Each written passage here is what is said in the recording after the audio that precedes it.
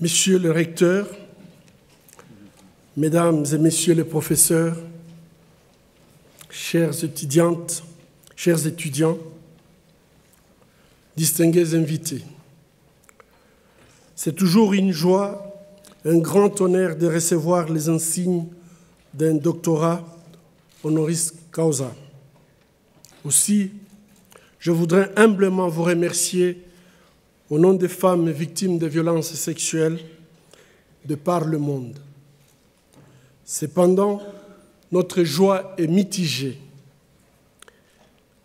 Elle est un mélange d'espoir et de doute. Pourquoi l'espoir?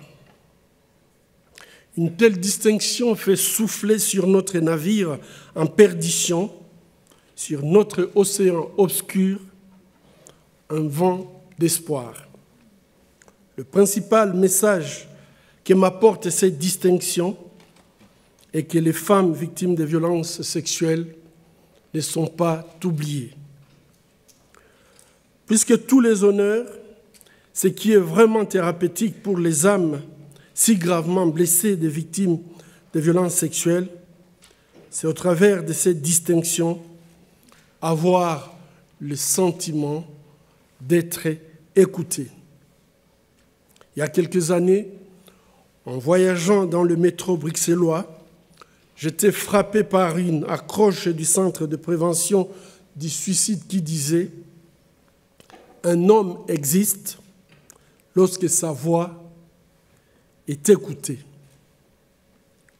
Cette phrase m'a profondément bouleversé parce qu'elle exprime de façon claire et exhaustive toute la misère que les victimes de violences sexuelles, le corps médical, les acteurs de la société civile avons vécu pendant presque 2 décennies. Dans notre région, où cette terrible déshumanisation des femmes n'est plus un secret pour personne, la voix des acteurs médicaux, des acteurs de la société civile pour dénoncer cette barbarie abjecte a été souvent muselée. Beaucoup ont payé de leur vie et aujourd'hui, je pense à mon jeune confrère, docteur Gilles Dobiamungu, sauvagement tué à son lieu de travail, et je pense à tant d'autres qu'on a fauché leur vie, tout simplement puisqu'ils ont osé s'exprimer. Pourquoi les doutes? D'année en année, l'hôpital prend en charge les victimes de violences sexuelles et malheureusement, le flux continue. Même les plus optimistes d'entre nous s'interrogent sur l'issue de ces drames qui a déjà fait des millions de morts et des milliers de femmes victimes de violences sexuelles. Manifestement, il y a un manque de volonté politique pour éradiquer ces fléaux qui mettent en péril la nation congolaise. Mesdames et messieurs, il y a maintenant 20 ans que la communauté internationale est au chevet de la République démocratique du Congo et supplée aux insuffisances de gouvernance, de sécurité dans mon pays. Le moindre amour de la population congolaise aurait enjoint nos gouvernants à mettre en place une armée, une police et une justice efficace et responsable pour endiguer définitivement cette barbarie. Il n'en a pas été question. À ce jour, plusieurs zones du pays restent sous le contrôle des rebelles. À l'est de la République démocratique du Congo et au centre, nos campagnes sont toujours à la merci des groupes armés qui rackettent et violent les paisibles citoyens. Mesdames et messieurs, en me conférant les insignes de docteur honoris causa, cette université bicentenaire se dévoile à nous au travers de son visage d'institutions d'excellence dans la recherche et dans l'enseignement, mais également au travers de ces valeurs fortes d'ouverture à l'autre et à la dignité de tout humain. En nous honorant, Madame Maï, Messieurs Jarfi et moi-même, l'Université de Liège rend en vérité hommage à nos parcours certes singuliers, mais qui entrent en résonance. En ce qui me concerne, le destin a voulu que depuis 2 décennies, je me trouve au cœur d'une tragédie caractérisée par des violences inimaginables envers les femmes, une situation à laquelle mes études de médecine n'avaient nullement été préparées. En effet, depuis 1996, les guerres à répétition imposées aux populations congolaises avec leur lot de violences sexuelles ont fait du corps de la femme un véritable champ de bataille, ce qui est inacceptable.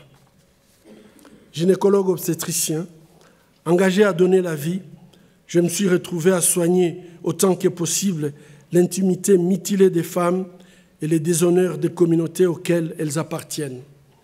Déshonneurs des communautés, car, disons-le avec force, cette barbarie des violences sexuelles est avant tout une stratégie pour humilier, détruire notre tissu social, dominer notre population et enfin piller les minerais de notre pays.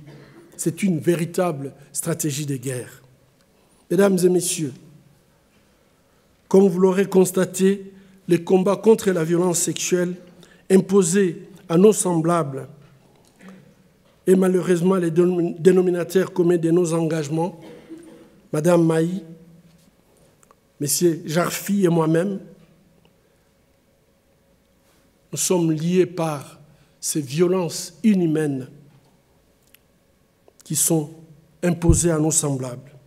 Au cœur de nos engagements, il y a un refus de la réification de l'homme, de la réification de l'humain, qu'aucune explication ne peut justifier.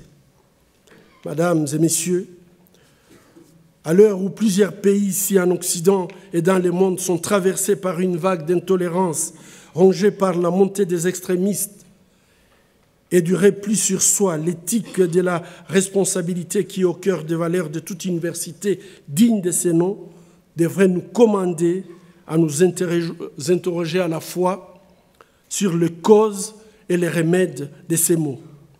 L'université et les universitaires ne devraient s'abandonner à l'indifférence et renoncer à leur idéal d'ouverture à l'universalité. L'université et les universitaires devraient lutter pour préserver jalousement leur esprit critique, leur capacité de remise en question permanente de la société, leur insoumission aux forces d'aliénation, leur culture de liberté et de justice qui transcendent les frontières exiguës des origines ethniques, de la classe sociale, de la religion, du mode de vie ou des choix de vie. Mesdames et messieurs, aujourd'hui, divers experts, des acteurs de terrain, des consciences morales, des intellectuels tirent la sonnette d'alarme sur les reculs des droits humains dans le monde. Dans un article publié dans l'Express le 29 août dernier, Jacques Attali constate, et je cite, « La démocratie qui avait bien avancé dans les années 1990 avec l'effondrement du bloc soviétique et l'évolution de l'Amérique latine semble aujourd'hui en recul. Or, nous savons, avec les leçons de l'histoire, que le recul de la démocratie est souvent corrélé au recul des droits humains. Zeid Al-Hussein, l'ancien haut-commissaire des Nations Unies aux droits de l'homme, pour sa part, nous met en garde contre les démons du passé, en l'occurrence la résurgence du nationalisme xénophobe. Mesdames et messieurs, n'oublions pas l'histoire. Le contexte qui a présidé à la Seconde Guerre mondiale n'est pas si lointain que ça. L'histoire nous enseigne que chaque fois que que nous renonçons à assumer nos responsabilités sociétales, chaque fois que nous renonçons à résister aux assauts des pyromanes, nous faisons le lit de la tyrannie. Engageons-nous davantage à faire reculer les forces de l'obscurantisme et les rouleaux compresseurs des violations des droits humains, dont les violences sexuelles. Ne cédons à aucune pression lorsqu'il s'agit de défendre ceux qui sont opprimés, en l'occurrence des femmes victimes de violences sexuelles. Notre humanité commune nous appelle à une lutte commune pour notre survie commune. Ne triomphe que ceux qui luttent. Je vous remercie.